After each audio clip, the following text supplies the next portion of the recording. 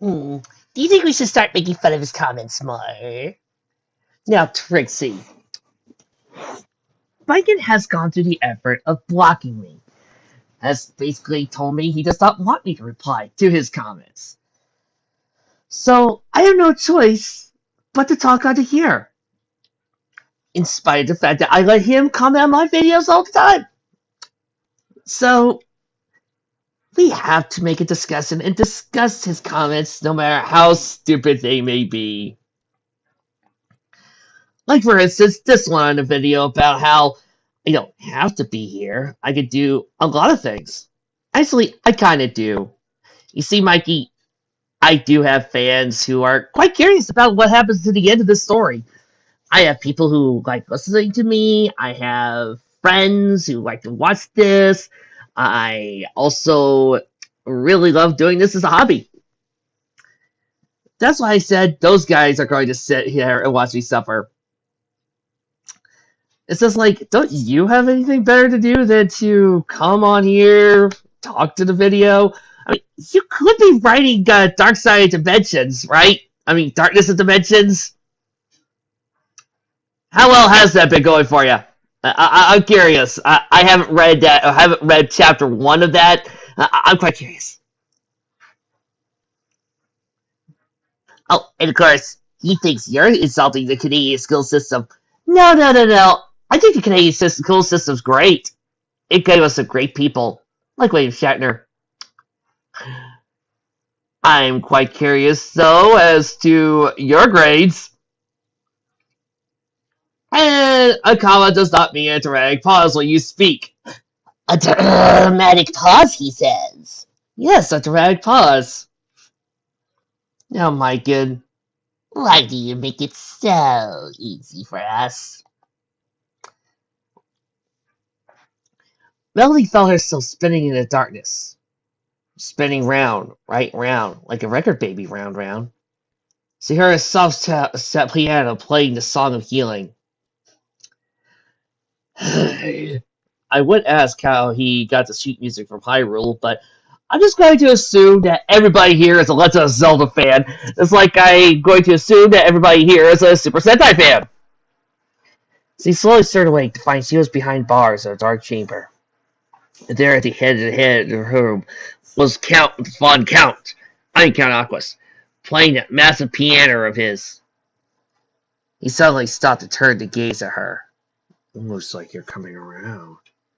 Oh, I forgot to mention, today's chapter is called Betrayal! Betrayed me!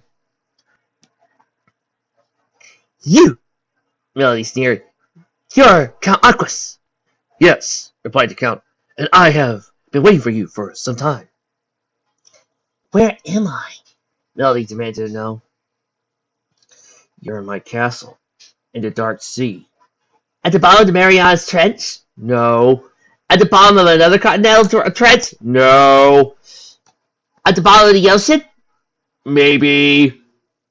Because, the light starts to fade more and more you get deeper down into the ocean, Look, I'm not here to listen to your science! And soon, the rest of your family and your people will be joining you. Melody then demanded to know what Aquas wanted with her. She believed he was after Angelica, or to rule the ocean, or to maybe steal treasure. But the Count simply shook his head. Look, you're 16, right? Yes. You're hot, right? Yes. You have a fantastic body, yeah, right? Yes. I'm lonely, Ah, shoot! No. He explained he wanted nothing to do with her grandfather's worthless, meaningless, pathetic sea kingdom. Hey, sir, I think you're missing a word there. I think you're missing excuse. But what do I know? I did graduate top of my class of the special school at the Canadian school system. Any sea race that need treasure. He snapped his fingers, and a large panel slid up behind him, revealing an entire vault overloaded with gold, jewels, money, and all kinds of valuables, but the Count simply regarded it as useless.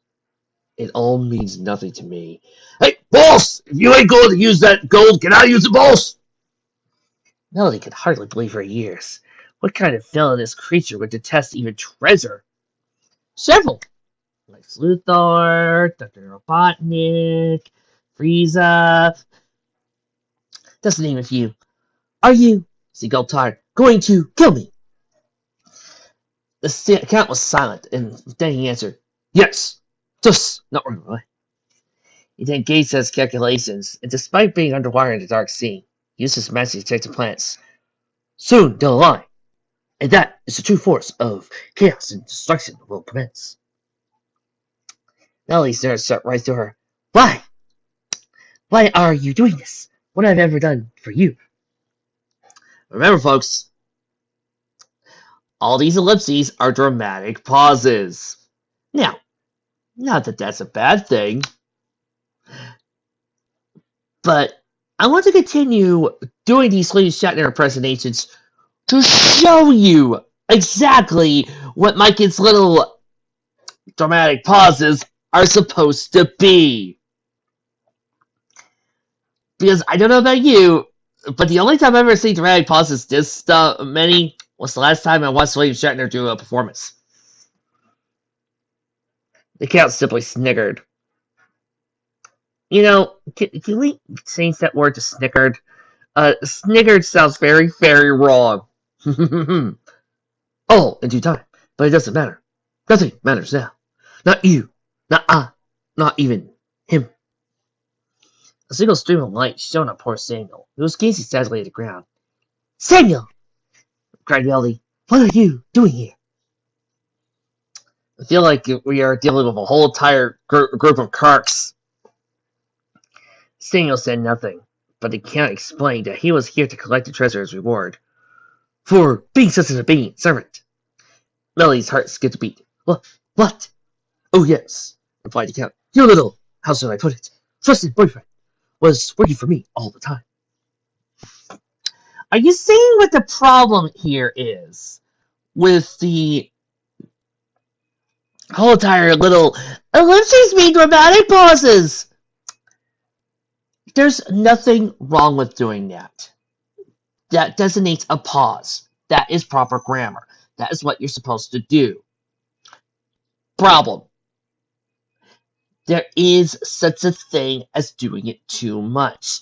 You do it too much, it sounds like William Shatner is narrating this entire story. And is in all the roles. As you can see. Melody felt her heart starting to tear. You're lying, she said. Samuel would never do anything like that. I know him. The Count laughed at her pain, and then used his cane to show her images. You know nothing, he shouted, as Melody saw everything. There he was conversing with Aquas after they met, and all the dirty deeds done their cheap he had done for them before that. He was the one who saw Attica and lured her to the trap on land, and now he accomplished his final most important task. Luring Melody. Okay. If we're using ellipses as a dramatic pause, how come we're doing that right in the middle of narration, where there's no dialogue to be had? And I've already proven that the whole comma is bupkis. Trixie wonders, is there anybody who was really fooled by that? I'm going to guess somebody must have been. Luring Melody out into the open, so the Count could capture her. And by judging how horrible Samuel looked, and how he tried to warn Melody, he should have left. It really was true. Melody looked as if he had forgotten how to breathe. Her whole body twisted with sadness and betrayal betrayed me. Samuel ran over and tried to apologize, but Melody's features hardened. How could you do this to me? She snarled softly. Why did you let this happen? I was young and inexperienced. It was my first time. Oh. He threatened to kill me. I don't know what else to do. I thought you trusted me. You betrayed me. You ruined my life. You're working with a guy who's killing everybody. Oh, I'm sorry. Not killing, threatening. That's right. I'm only threatening these people. Lame. And you're expecting me to trust me? Maybe. That's it! I'm becoming a lesbian! Millie turned her back on him, grazed his shoulder. You were right all along. You could never hope to be part of anyone's world. Samuel stood there with eyes wide and mouth agape as he felt as the knife stabbed to him, summoned at a bank, but more into his heart. Melody ignored him, and from that moment on, not even bothering to look at him anymore. Samuel, said the Count, you have performed your task well. You may take your reward and leave. The generals will see you to the surface. I shall no longer require your services. Dean was gone, leaving Samuel to gather up all the gold and jewels. He paused once more to gaze at Melody's cell, but she was still ignoring him. He even caught a glimpse of her face as she turned back around, feeling more cross than ever. Once again, I would be singing a parody song at this moment, but I can't because, again, Beauty and the Beast is is tomorrow, and I really want to do my favorite song on there. So instead, will I ever get there, be there someday? Who am I kidding? No chance. No way. I'm just too different. You are to me. Part of the world I can't be. Gee, do you ever think that maybe this was your own damn fault? I mean, you had her right there. You had her wanting you. And then you just betrayed her and went with it. Do you really think that this was going to be happy times? The generals arrived as Sam loaded the last bag in his carrier as the captain provided for him. Come on, kids, move it, snapped the electrician. We haven't got it all day. Samuel dragged all the treasure with him. It was just easy to shift in the water.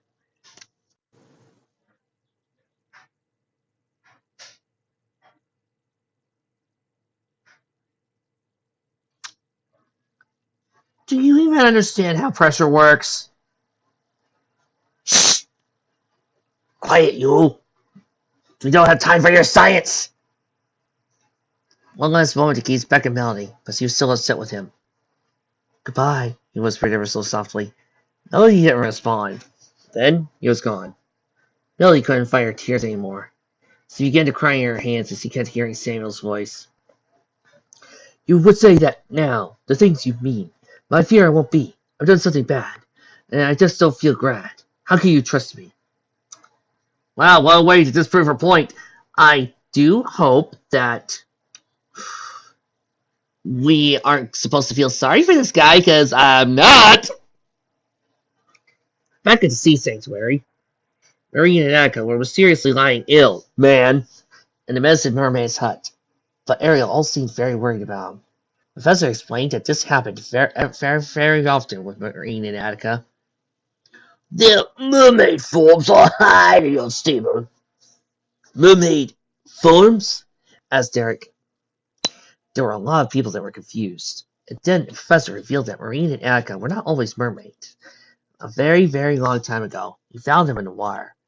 And then looked very badly hurt, and barely had any life in them. They were humans, asked Ariel. The professor nodded. He decided to freeze them in ice to keep them from dying.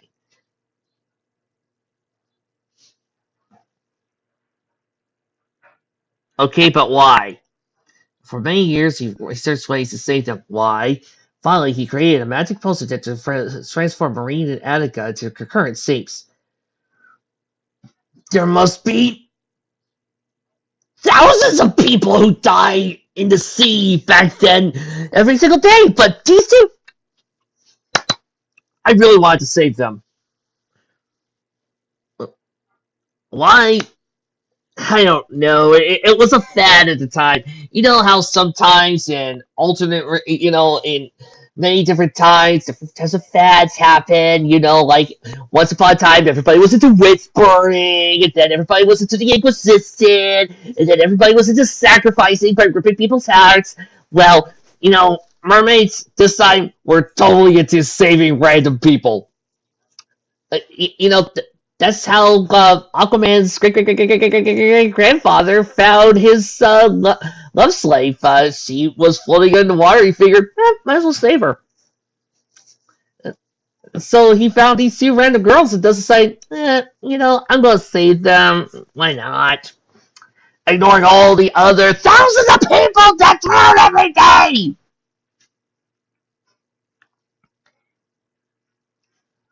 Finally, he created a magic potion that transformed him into Marine and Attica into their current shapes.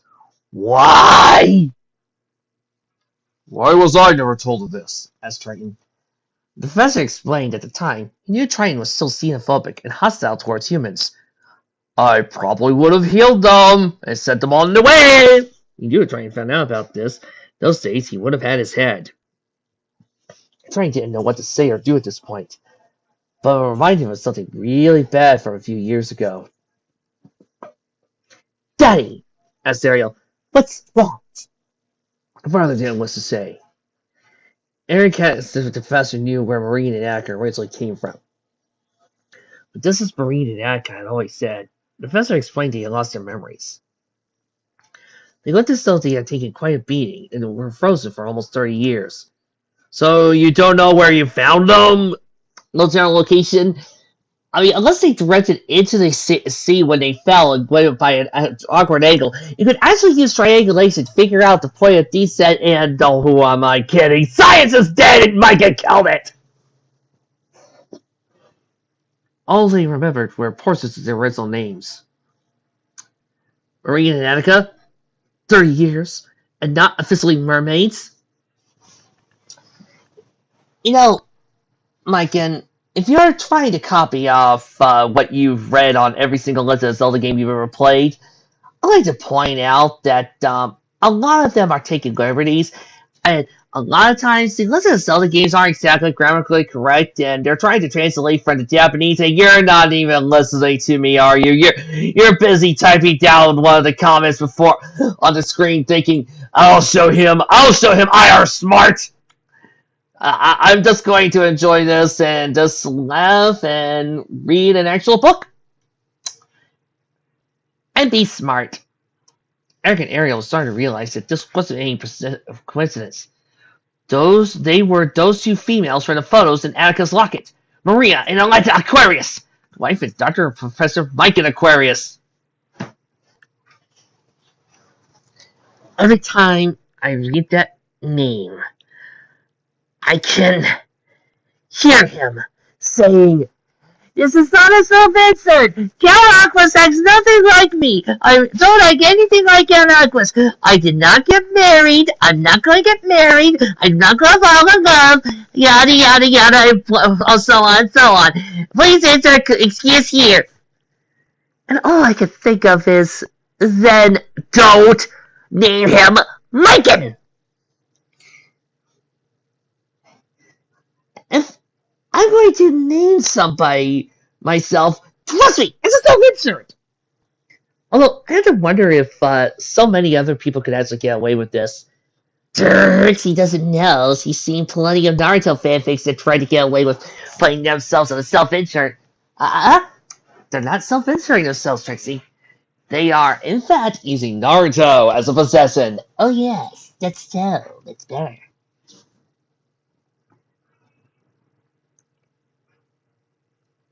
But if they were here, what happened to the professor? Count Aquas. Maria and Attica began to awaken and felt so much better. But while they were out, they explained they had strange dreams. They were images from the past.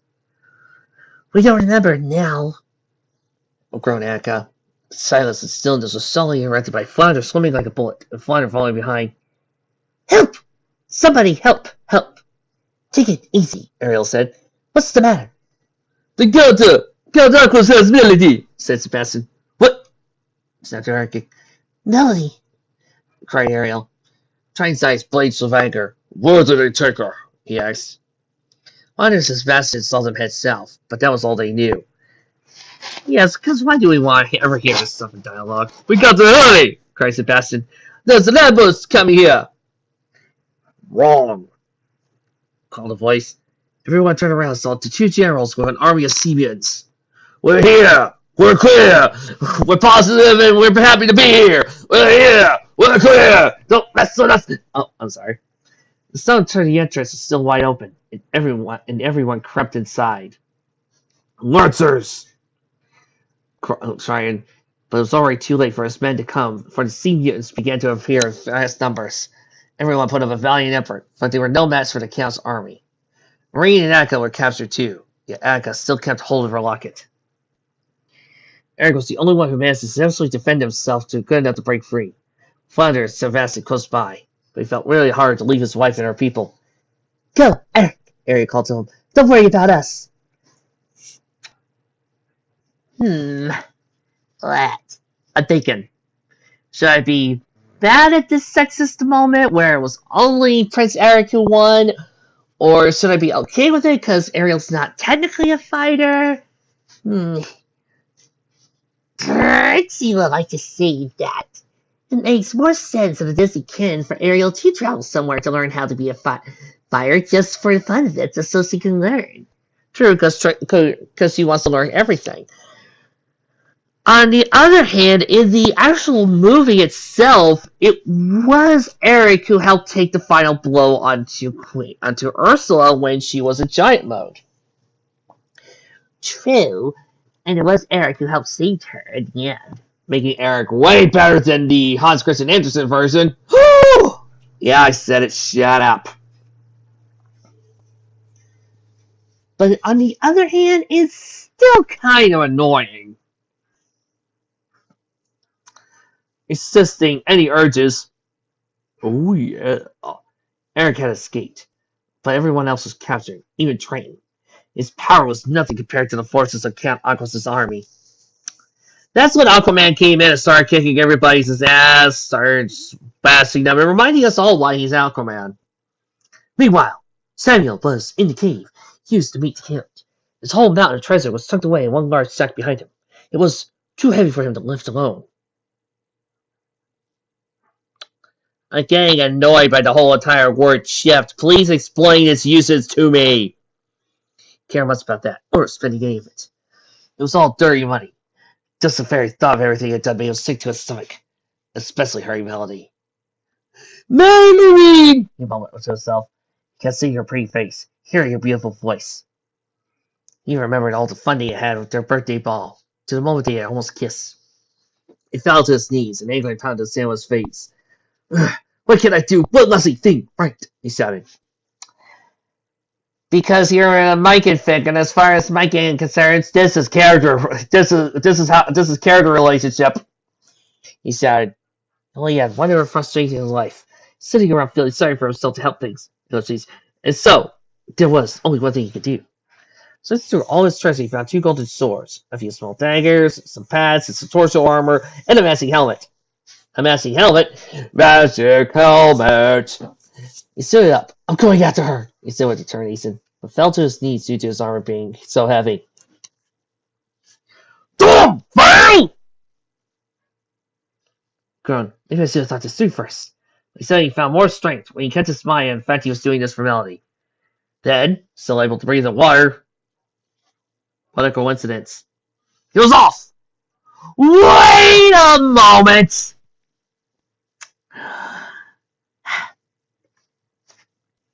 Was this wire used by the Mer people? Because that would be actual armor that could be used on the wire. Because if not, how is he finding the strength to lift the wire?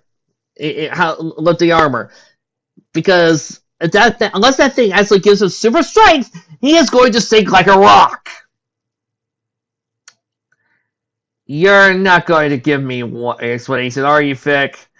You're just going to expect me to take it as is and relate to it. Right, time to bring out the peppermint schnapps.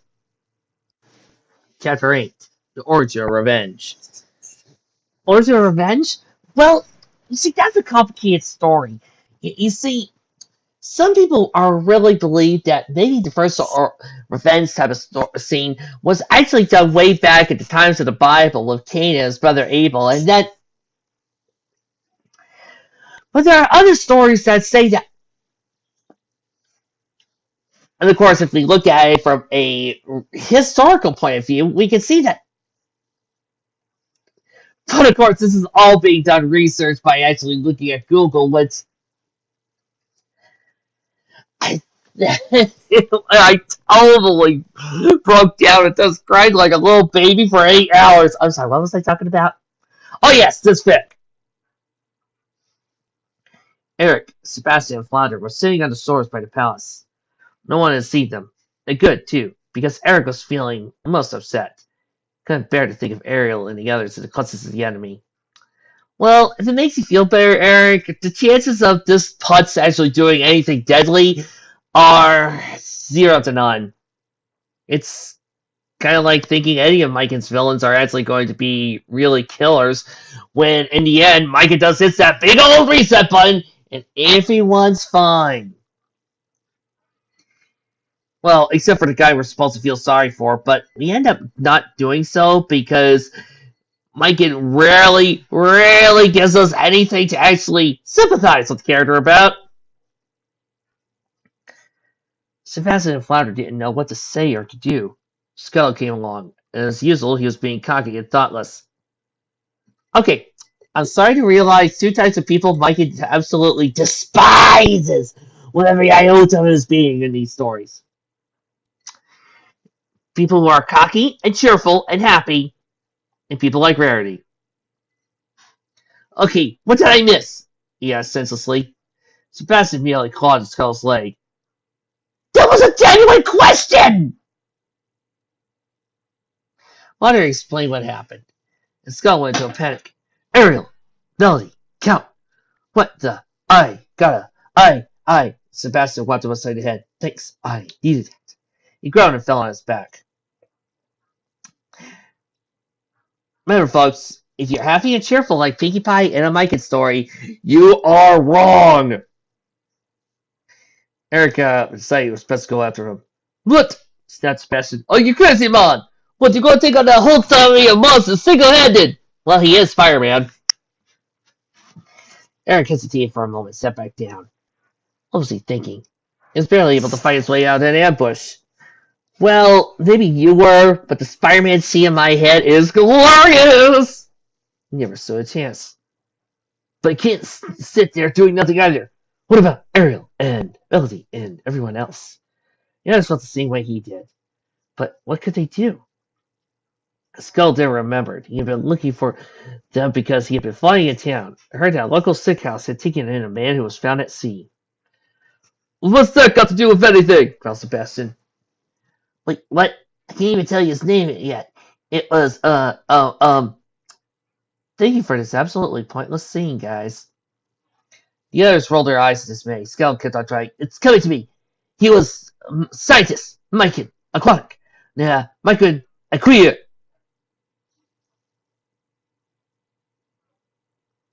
You're not gonna use that to your advantage, are you? Trixie, have you ever known me to not take the obvious joke? Trixie does know you better than that. Miken, Aquarius, Eric slowly snapped. Yeah, that's it. But how did you know his name? Never mind that, said Eric. Where did he find him? Skull explained that they found the professor shipwrecked in the middle of the ocean. They even saw simians around him. Eric and Sebastian started to rush to the sick house. Without me, Flounder called to him. Flounder, you're a side character in all of this. All you're here for is just to sell a really cool McDonald's toy. Squishy! But what if I told you I can't have a planet of cooking and I could get some help? Flounder narrowed his eyes secretly. What kind of planet is it? He asked, Skull over his beak. Raised a finger and said, I forgot already? Oh. Are you people laughing yet? Because I'm not. I'm looking at my keyboard and thinking I just want to bash my head. Don't worry, it'll come to me, Skull said. I hope. Eric rushed through town, not bothering to stop when people noticed their king had returned to belligerent a mess. There was a crowd sitting on his shoulders. Oh, look at that. The king's returned. Well, that's something you see every day. Just want to get to the sick house and talk to the good professor. He was certain he would possibly know where Count Aquas was, and maybe help save the others. You know,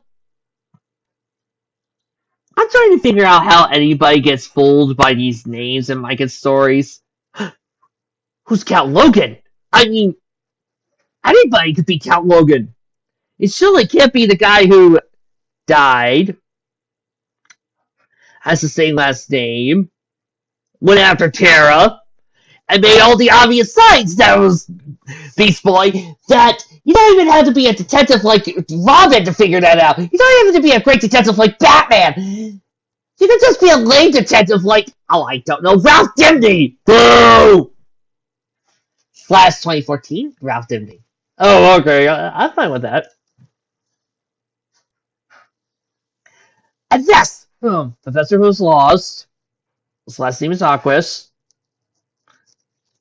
And we have a cat named Aquas. They wonder who the Blade Yards. Well, you're right. Doctors all assured him out before realizing who he was and apologized to their king. I want to see the professor, Spider-Man said in a demanding voice. One of the men led to the professor's room. Warned him the professor was very, very weak. And would probably not answer. Damn you, Godzilla! Eric still wanted to take a stance.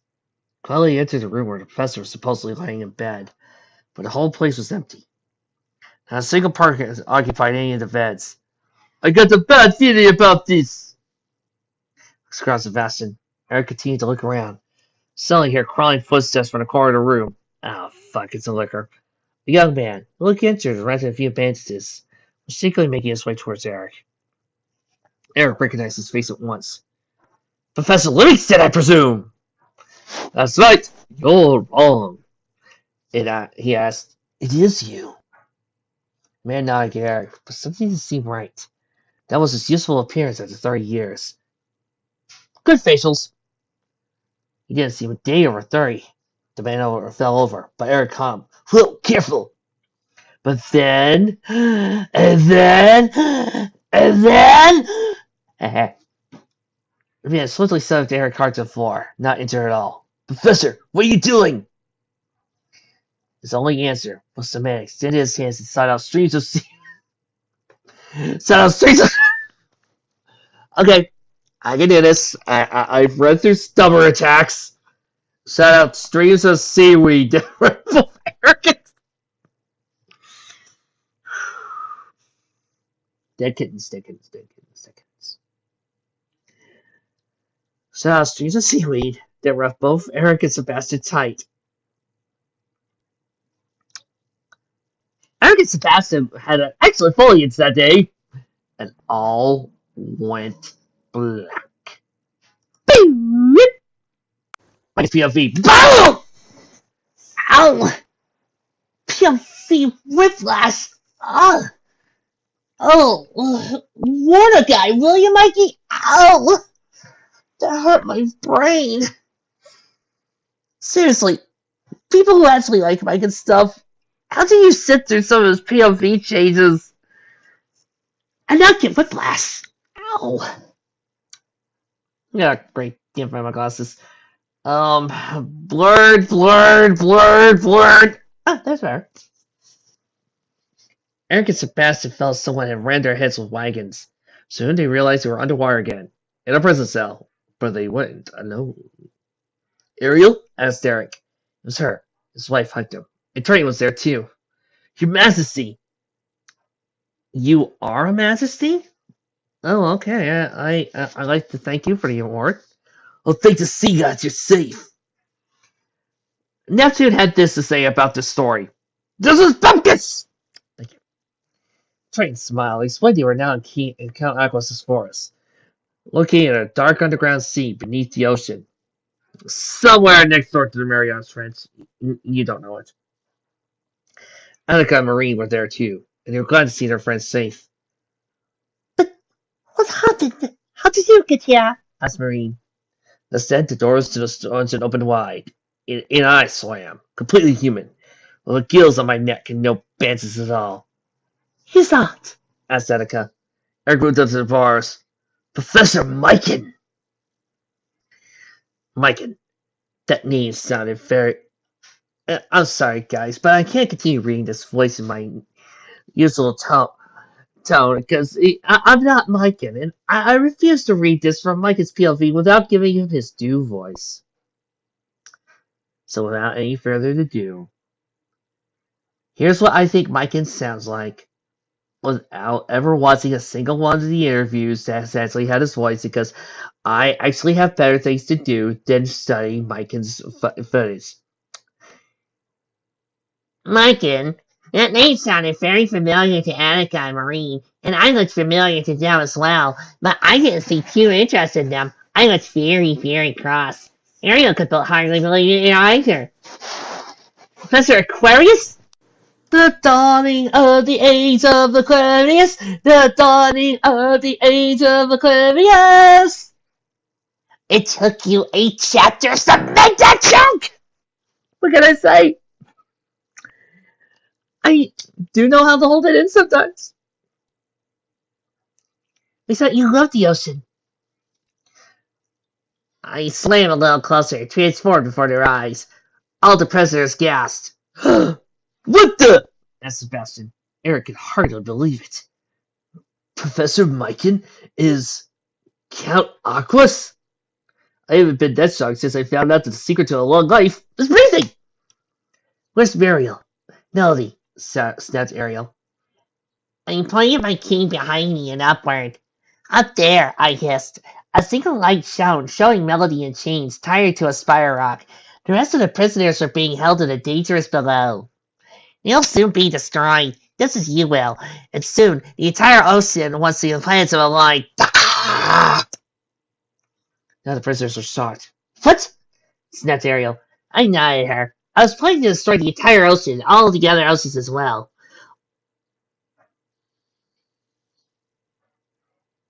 You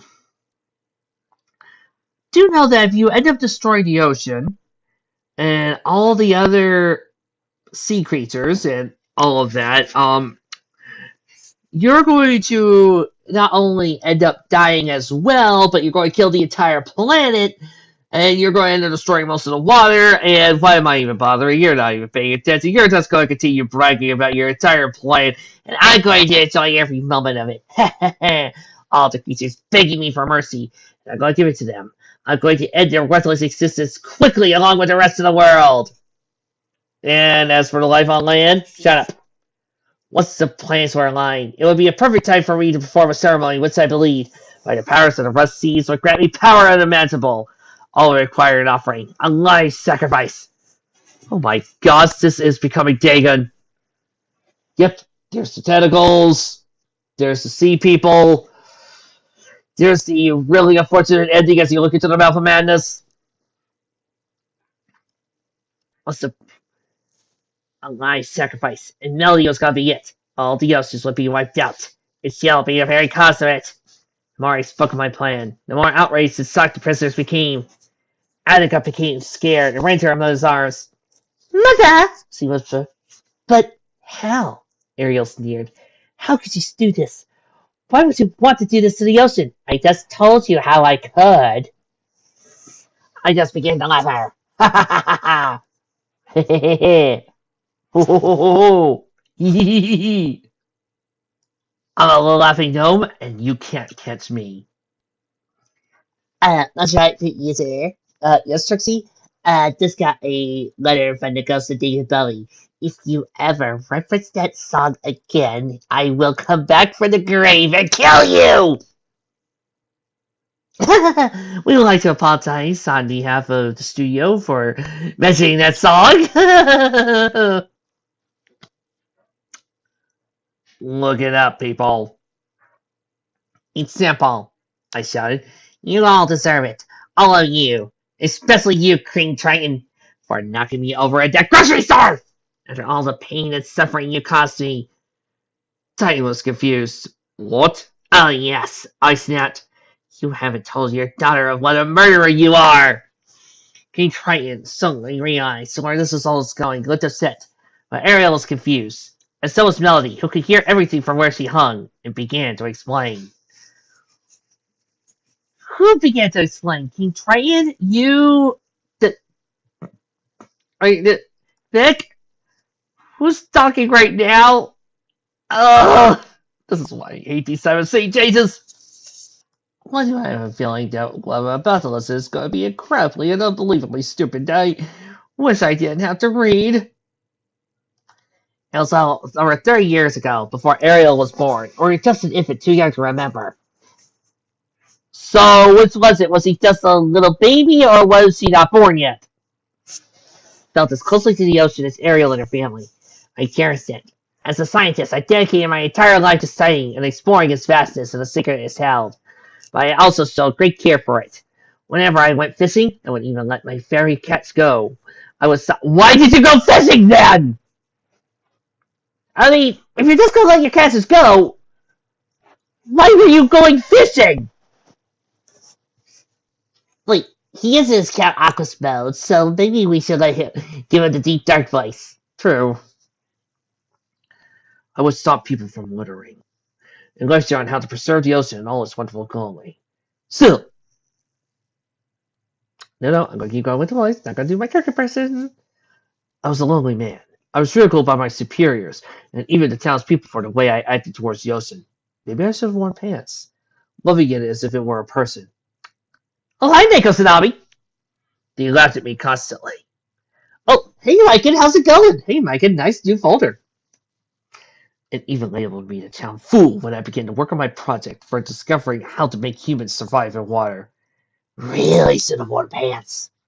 As the years went by, I was starting to lose my nerves, but then, and then, I met her. Her name was Farina. Her resemblance to Melody was uncanny. Of course, Melody hadn't been born yet. This is playing into disturbing implications I don't want to think of. As it turned out, she too shared the same love I felt for the ocean. We both had the same thoughts, the same hopes, same dreams. She too was ridiculed for attempting to become a female researcher, when it was usually men who did such work. Don't know whether I should be okay with something being historically accurate or point out that she wouldn't even have a desire at all. I knew it couldn't be mere coincidence we had met. It could only been fate, and I was right. We began to working together, Maria and I. We worked day and night studying the ocean, trying to protect my project, which began to show excellent results. The people stopped ridiculing us. See? We wore pants. As time passed, the most magical thing happened between Maria and I. We discovered a love for one another. As time passed, we grew closer, and our love blossomed like flowers in the coral reefs.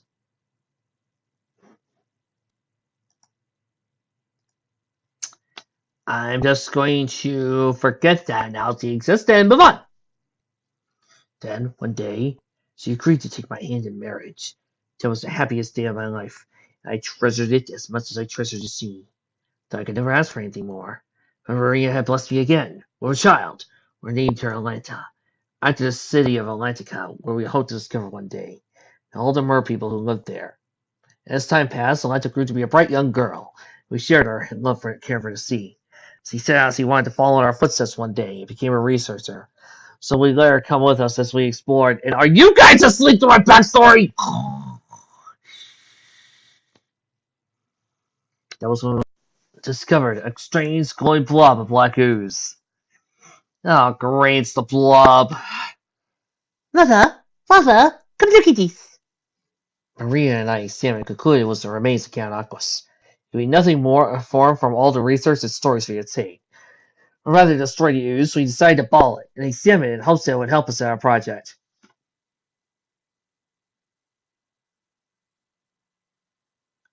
Oh, for crying out loud, you broke him! So we placed it into storage of our home and left it there. Still, as time passed, I discovered I really trusted my family. You just now realize this when? Spending every day with my wife and daughter filled me with joy beyond words. We were so happy together.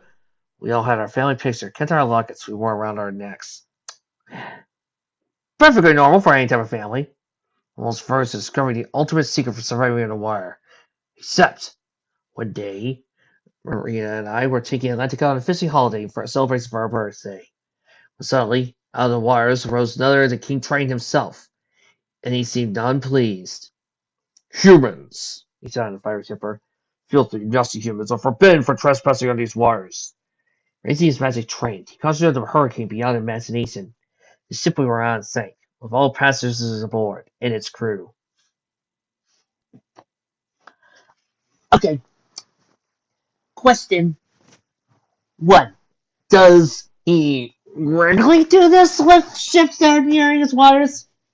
Second, if you knew the location of where not to trespass, why did you accidentally head there? 3. How many times has he done this? You would think that people would know not to go to different places where they're not allowed to fish.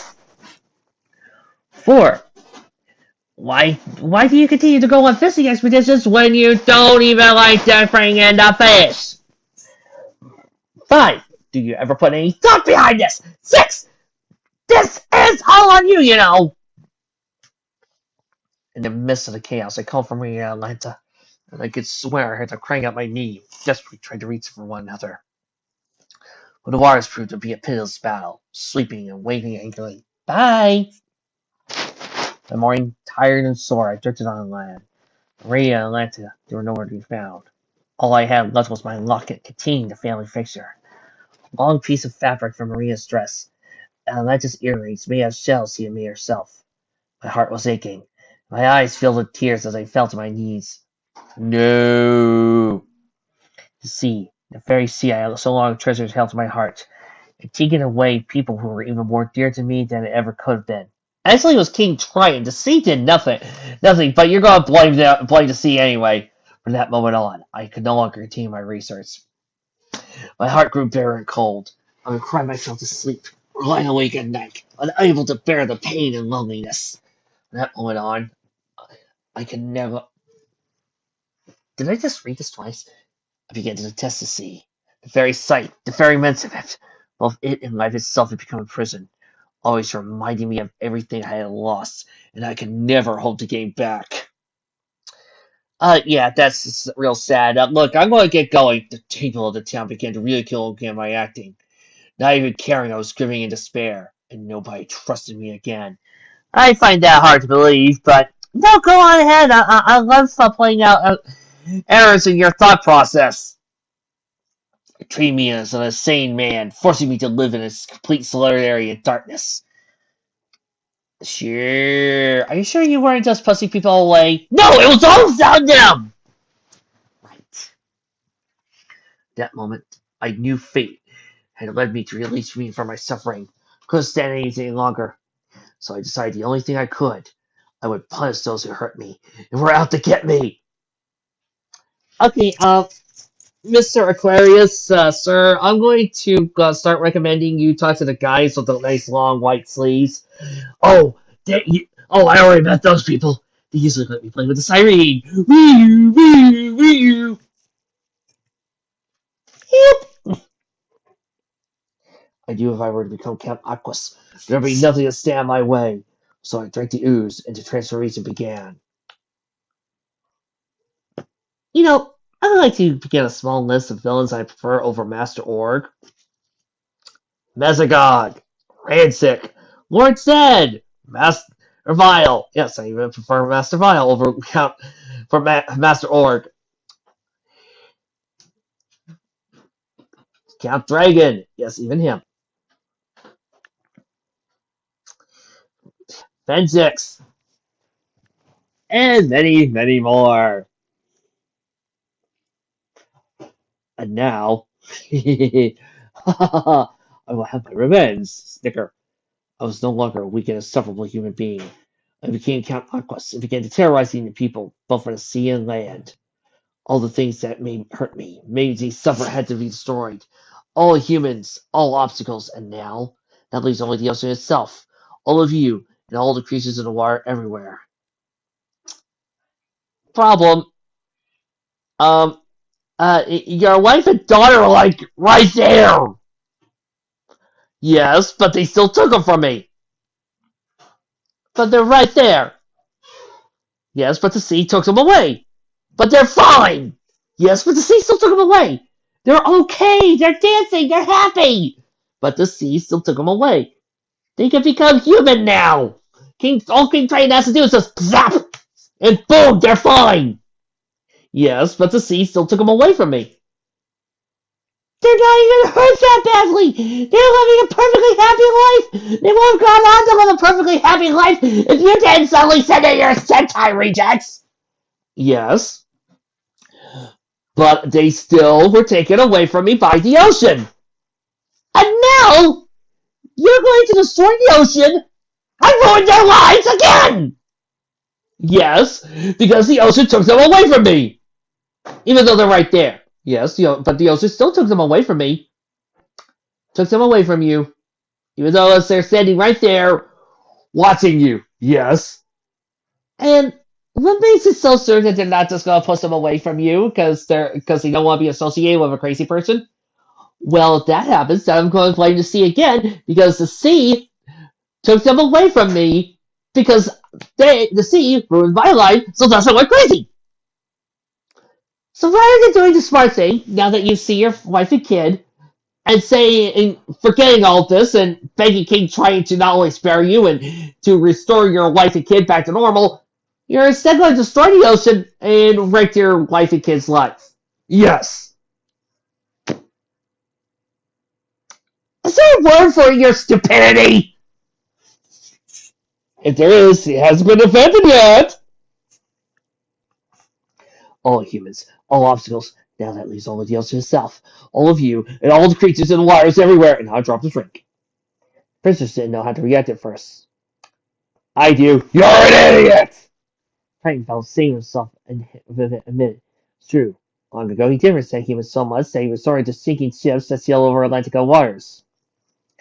And now, not a day goes by. I don't feel any remorse. Oh, Daddy! Cried Ariel. She never felt so upset to hear such things in her life. I still thought what I was doing was worse. It is! Feel my bound to wire into the creatures. It's my rightful revenge. I roared as my cane and set her a small blast, forcing her to walk. Ariel! Cried Eric. Ah ha ha ha ha. Ariel was more angry than hurt. How could someone like you, who once cherished sea, turn so heartless and wicked? Ah ha ha ha. That's right. I'm a mutant now. I sneered. You all and your wires took my life and dark from me, and they're right there! And now, I'm going to return the favor by using your little melody to wipe out every last incident of the ocean on Earth. You'll suffer more than I did. I noticed Annika was gazing at me. Boo! I scared her badly as she cried in her mother's arms. You know, one of these days, I'm going to write a story where my kid's character tries the whole entire boo thing. And this is going to happen. And I glared. The monster glared at the character. At Sakura. Boo! Sakura reared back and punched him so hard in his face, she broke his nose. Ow! Why did you do that? Ow! Ow! Because that's all Micah's characters really are, a bunch of scary little babies who lack a spine and will cry once they find somebody stronger than them. Like a bitch. You know, I'm going to plan what happened tomorrow after sunrise. Enjoy this night while you can, for it will be your last. My evil laugh echoed throughout the chamber as I left. I didn't realize the electrician and Angelicon were spying on me the whole time. He now knew I was not the real Count Aquas, but a human imposter posing at him. It was then began to formulate a little plan on their own, and I had already taken the bait. So, how did you know that stuff? Vic? No! Don't end it like this on me! No! I will have revenge!